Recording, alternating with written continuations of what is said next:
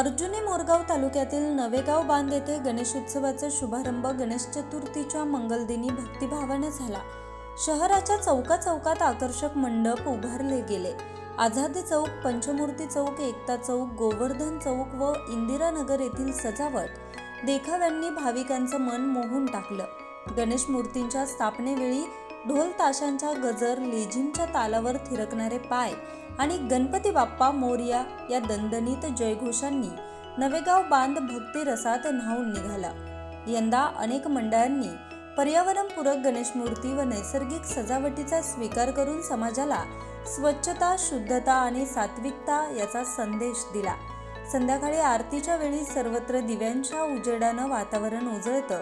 महिला, पुरुष, लहानग्या, बालगोपाल, वृद्ध सर्वजण आरतीत एकरूप होतात। टाळ, मृदुंग, झांज, घंटानाद यांचा गजर आणि भक्तांच्या जयघोषांनी भक्तिरसाची गंगा वाहू लागते।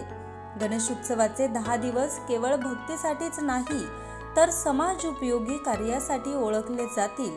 भजन, कीर्तन, नृत्य, नाटक, मुलांच्या कला स्पर्धा यांसह रक्तदान शिबिर, स्वच्छता मोहीम अशा उपक्रमांनी उत्सवाची शोभा वाढणार आहे। यामध्ये पारंपरिकतेचा वारसा पुढे नेणारी मंडळे नवयुवक गणेश मंडळ आझाद चौक यांचं 83वे वर्ष आहे, तर पंचमूर्ती गणेशोत्सव मंडळाचं 50वं वर्ष आहे। त्याचबरोबर एकता गणेश मंडळाचं हे 35वं वर्ष असून बाल गणेशोत्सव मंडळ गोवर्धन चौकातील हे 37वं वर्ष आहे। श्री बालगोपाल सार्वजनिक गणेशोत्सव मंडळ इंदिरानगर वर्ष 35वे या मंडळाच्या झांकी, मांडणी व सजावटी भाविकांसाठी विशेष आकर्षक ठरतायत। येतो धर्म ततो जय, धर्मभक्ती आणि सामाजिक बांधिलकी यांचा संगम घडवणारा हा उत्सव नवेगाव बांधमध्ये खरीच आनंद, एकता आणि प्रेरणेची गंगा वाहत आहे।